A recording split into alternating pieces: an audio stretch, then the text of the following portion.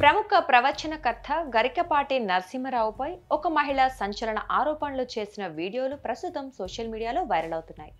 ఈ ఆరోపణలపై గరికపాటి టీం స్పందించింది. గరికపాటిపై తప్పుడు ప్రచారం జరుగుతోందని ఆయన టీం పేర్కొంది.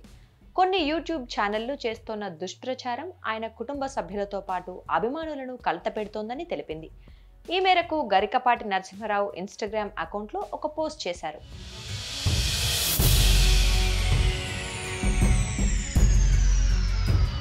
పద్మశ్రీ పురస్కార గ్రహీత అయిన డాక్టర్ గరికపాటి నరసింహారావు గారిపై ఇటీవల కొందరు వ్యక్తులు, కొన్ని యూట్యూబ్ ఛానల్స్ తప్పుడు ప్రచారం చేసి పరువు తీస్తున్నారు.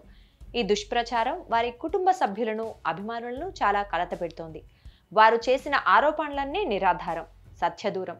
అలాగే కొన్ని వేర్వేరు సంఘటనలలో గురువు గారు ఎవరెవరికో చెప్పని క్షమాపణలు కూడా చెప్పారని, వారి గౌరవానికి భంగం కలిగే విధంగా ప్రచారం చేస్తున్నారు. అంతటితో ఆగకుండా వారి పారితోషకాలు, ఆస్తుల విషయంలో కూడా నిరాధార అసత్య ప్రచారం జరుగుతోంది. వీటన్నింటినీ మేము తీవ్రంగా ఖండిస్తున్నాం. ఈ విషయంలో ఇప్పటి వరకు వారిపై తప్పుడు ప్రచారం చేసిన యూట్యూబ్ ఛానల్స్, సంస్థలపై క్రిమినల్ కేసులు పెట్టడం, పరువు నష్టం దావాలు వేయటం జరుగుతోంది.